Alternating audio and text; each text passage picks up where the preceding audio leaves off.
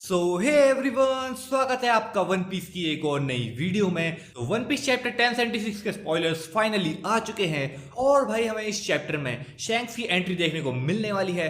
सो अब बिना टाइम को वेस्ट किए let's check out the spoilers. तो अपनी चैप्टर का टाइटल है ओल्ड फ्रेंड्स। तो अभी हमें कंफर्म तो नहीं है कि आखिर ये टाइटल किसकी तरफ इशारा कर रहा है, पर वीडियो के एंड में हम जरूर इसकी बात करेंगे। चैप्टर में हम देखेंगे कि लूफी और जोरो ने लूची और काकू को फ्री कर दिया है और हमको CP0 एंड स्ट्रॉ हैट्स की लाइन देखने को मिलेगी इस चैप्टर में। जैसा कि मैंने लास्ट चैप्टर में ऑलरेडी बता दिया था कि ये होना पॉसिबल है क्योंकि लूफी कई बार अपने एनिमीज के साथ अलायंस फॉर्म कर चुका है। पर क्वेश्चन यहाँ पे ये है कि आखिर लूची और काकू ने लूफी को क्या कह के राजी कर लिया, क्योंकि पिछले चैप्टर में हमने देखा था कि लूची और काकू की बात सुन के लूफी और जोरो काफी यार डिस्कशन लुक दे रहे थे, पर अभी सडनली हमें इस चैप्टर में उनकी अलायंस देखने को मिलती है। तो ऐसा क्या हुआ जो उन्होंने एकदम से अलायंस फॉर्म कर ली? तो भाई जो भी हो, चैप्टर काफी ज्यादा मजेदार होने वाला है क्योंकि हमें पता है कि अगर CP0 और स्ट्रॉ हैट्स की अलायंस हुई है तो हमें काफी फनी सीन देखने को मिल सकते हैं इस चैप्टर में। जिसके बाद हमें चैप्टर में Luffy and luchi versus SBR और जोरो एंड काकू वर्सेस एसोक की फाइट देखने को मिलने वाली है। तो भाई ये लाइनअप तो काफी ज्यादा इंटरेस्टिंग है क्योंकि जोरो और काकू दोनों ही स्वॉर्ड्समैन है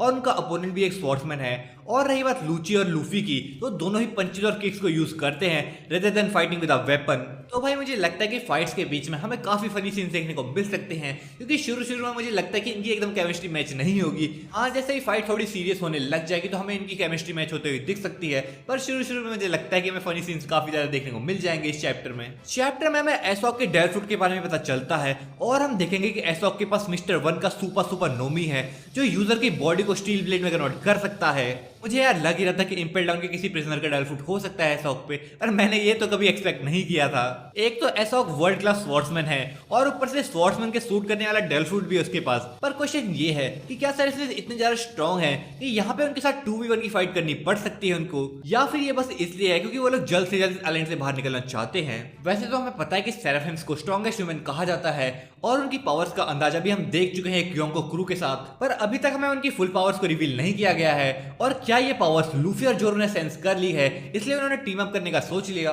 जिसके बाद चैप्टर में हम देखेंगे कि रियल वेगापंक को असल में किसी ने किडनैप कर लिया है और उसे उन साइफरपोल एजेंट के साथ रख दिया गया है जो एगेट के अंदर गायब हो गए थे और वो साइफरपोल के मेंबर्स महीनों से वहां पे इम्प्रिजेंट हैं। और अगर ये काम किसी ट्रेटर का है तो इसका मतलब तो वो ट्रेटर महीनों से एगेट के अंदर है, तो इससे सैटर्न वाली पॉसिबिलिटी खत्म हो जाती है।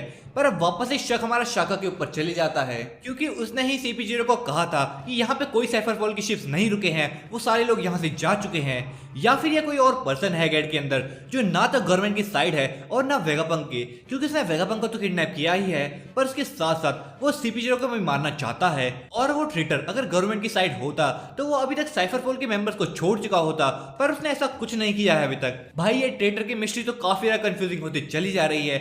अब तो प्रिडिक्ट करना भी काफी ज्यादा मुश्किल हो रहा है कि आखिर वो ट्रेटर कौन हो सकता है। और क्योंकि शाका को हमने अभी तक स्ट्रॉ हैट के साथ ही देखा है तो वो वेगापंक को किडनैप तो नहीं कर सकता। तो भाई स्पॉयलर्स में और आगे जाने से पहले हम बात करते हैं चैप्टर के टाइटल की कि आखिर ये टाइटल किसकी तरफ इशारा कर रहा था, क्योंकि CP0 और स्ट्रॉ हैट्स के बीच में कोई फ्रेंडशिप तो नहीं थी, तो इन लोगों का इस टाइटल से तो कोई लेना देना नहीं हो सकता। तो क्या यहाँ पे किसी वेगापंक के ओल्ड फ्रेंड की बात की जा रही है और वही असल में एगेट के अंदर है और वही ट्रेटर है? क्योंकि हमने स्पॉयलर्स से ये भी सुना है कि ये चैप्टर इमोशनल हो सकता है और मे बी हमें बैक स्टैबिंग देखने को मिल सकती है इस चैप्टर में, तो शायद वही ओल्ड फ्रेंड हो जिसने बैक स्टैब किया हो वेगापंक को। अब भाई कमेंट में ये कोई नहीं लिखेगा कि भाई वो ड्रैगन है, वो ड्रैगन नहीं हो सकता यार। जिसके बाद हमें चैप्टर में देखने को मिलने वाला है रेड हेयर शैंक्स जो कि करंटली एल्बाफ में है और शायद वहां पे वो ड्रिंक कर रहा है, और शैंक्स के साथ हमें ब्रॉगी और डोरी भी देखने को मिलने वाले हैं। तो भाई शायद फाइनली ब्रॉगी और डोरी की फाइट खत्म हो चुकी है इसलिए वो वापस एल्बाफ आ गए हैं, या फिर कुछ ऐसे इंसिडेंट हुए हैं या होने वाले हैं जिसकी वजह से उन्हें अपनी फाइट छोड़ के वापस आना पड़ा है। पर जहां तक शैंक्स की बात रही तो मुझे लगता है कि पॉसिबली एल्बाफ शैंक्स की टेरिटरी होगी, क्योंकि भाई अब तो लूफी के पास भी फिशमैन आइलैंड और वानो को भी हम लूफी की टेरिटरी कह सकते हैं, तो ये नहीं हो सकता कि शैंक्स के पास अपनी कोई टर्फ ना हो। और भाई अगर वो शैंक्स है तो उसके लिए कुछ भी पॉसिबल है, वो एल्बाफ को इजीली कंट्रोल कर सकता है। इसके बाद हम चैप्टर में देखेंगे कि किड एल्बाफ की कोस्ट लाइन के पास पहुंच चुका है। तो भाई क्या हमें किड वर्सेस शैंक्स राउंड 2 देखने को मिल सकता है? क्या किड को पता है कि शैंक्स यहाँ पे है इसलिए वो यहाँ पे आया है, या फिर किड का मोटिव जैगुआर डी सोल से बात करने का है और पोनिग्लिफ ढूंढने का है? आपको क्या लगता है, क्या किड वापस से शैंक्स से फाइट करना चाहेगा? अगर ऐसा होता है तो हमें साइमल्टेनियसली ब्लैकबीड वर्सेस लॉ और किड वर्सेस शैंक्स का क्लैश देखने को मिल सकता है। और अगर ऐसा होता है तो भाई सच में ये चैप्टर और इस साल काफी ज्यादा धमाकेदार होने वाला है। और जैसा कि हमें पता है कि सैटर्न भी एगेट के काफी ज्यादा करीब है, तो क्या लूफी वर्सेस सैटर्न की फाइट भी हमें देखने को मिल सकती है? और क्या ऐसा हो सकता है कि इन तीनों को एक साथ हार का सामना करना पड़े? अपना ओपिनियन कमेंट करके मुझे जरूर बताना। और अगर आपको चैप्टर का हिंदी एक्सप्लेनेशन देखना तो चैनल को कर दो सब्सक्राइब। तब तक के लिए सायोनारा।